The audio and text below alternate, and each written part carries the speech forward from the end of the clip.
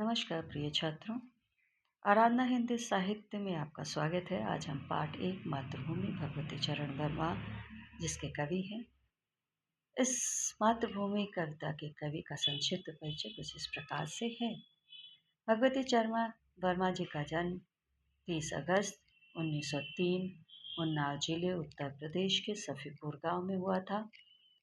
चित्रलेखा, भोले विश्व चित्र, अपने खिलौने, पतन, 3 वर्ष, टेढ़े मेढ़े रास्ते, मेरे नाटक, वशीयता आदि इनके प्रमुख कृतियां हैं। 5 अक्टूबर 1981 को इनका देहांत हो गया। प्रस्तुत कविता का पाठ कुछ इस प्रकार से है। मातृभू सत बार प्रणाम, अमरों की जननी तुमको सत बार प्रणाम। मातृभू सत बार प्रणाम, तेरे उर में साहित गांधी बुद्ध और राम। मातृभू सत बार प्रणाम, हरे भरे हैं खेत सुहाने, फल फूलों से युत वन उपवन, तेरे अंदर भरा हुआ है खनिजों का कितना व्यापक धन।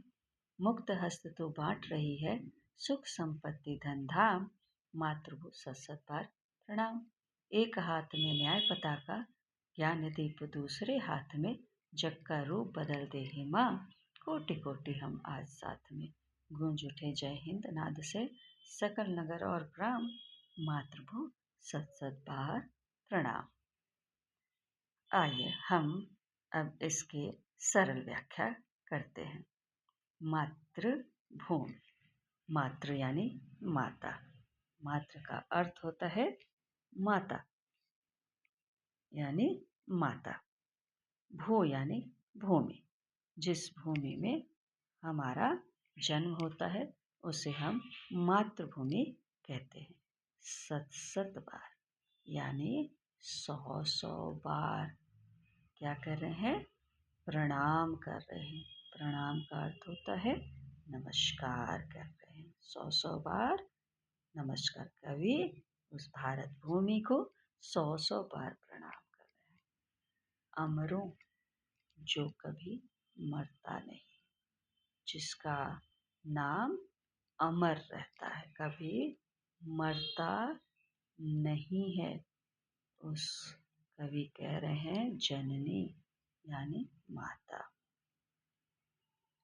उस माता को कवि 100 बार प्रणाम कर रहे हैं जिन्होंने अमरों को जन्म दिया है। तेरे उर में, उर यानी हृदय, तुम्हारे हृदय में, हृदय या छाती में शायित, शायित का अर्थ होता है सोया हुआ। तेरे हृदय में सोया हुआ कौन है? गांधी, बुद्ध और राम जैसे महापुरुष सोए हुए हैं। उस मातृभूमि को कवि 100 बार क्या कर रहे हैं? नमन कर रहे हैं या नमस्कार कर रहे हैं। अगली पंक्ति है, हरे भरे हैं खेत सुहाने। हरे भरे यानी हरियाली।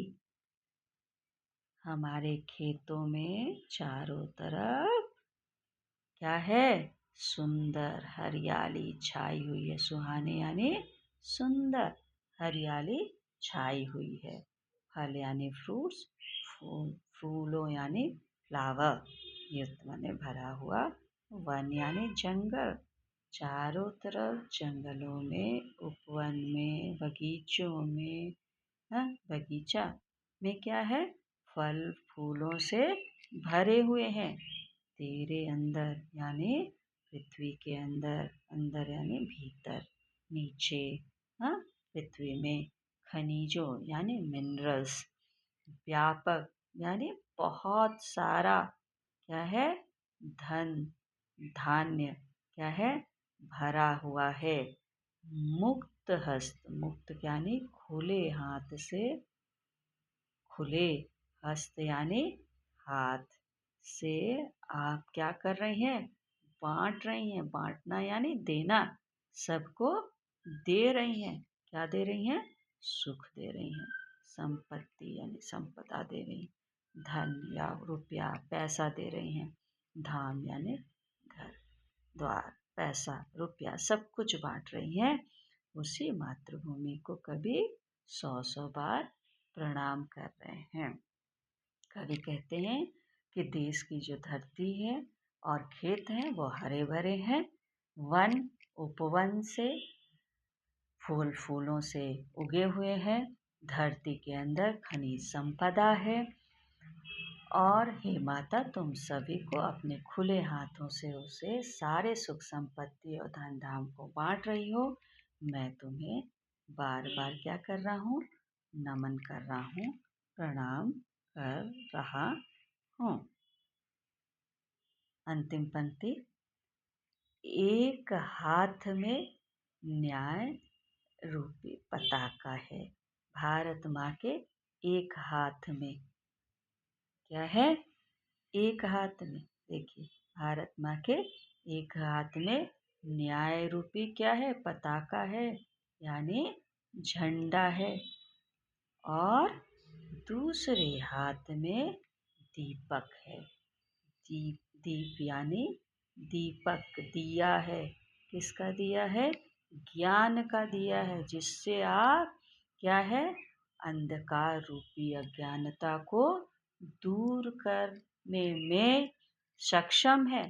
जग का, जग यानी संसार का, संसार यानी दुनिया का, इस संसार का रूप यानी परिवर्तन बदल सकती हैं आप, इस पूरे संसार के स्वरूप को परिवर्तित कर सकती हैं अपने ज्ञान रूपी दीपक से।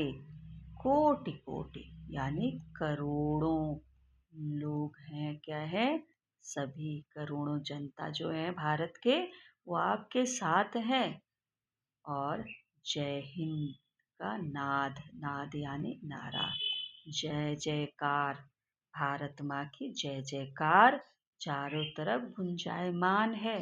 सकल यानी सभी, सभी या सारे, सभी या सारे, गांव में, शहरों में, नगर यानी शहर, ग्राम यानी गांव में।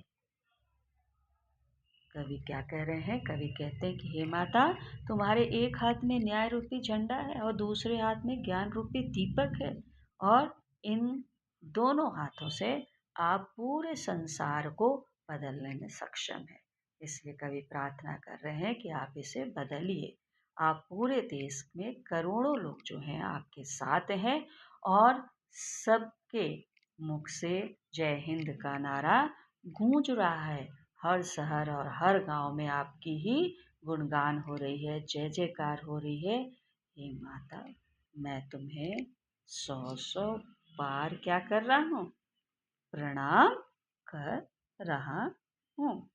इस तरह से कवि ने इस पूरी कविता को बताया है।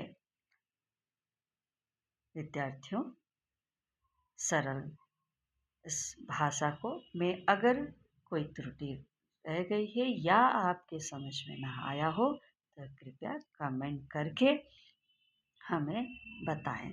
धन्यवाद।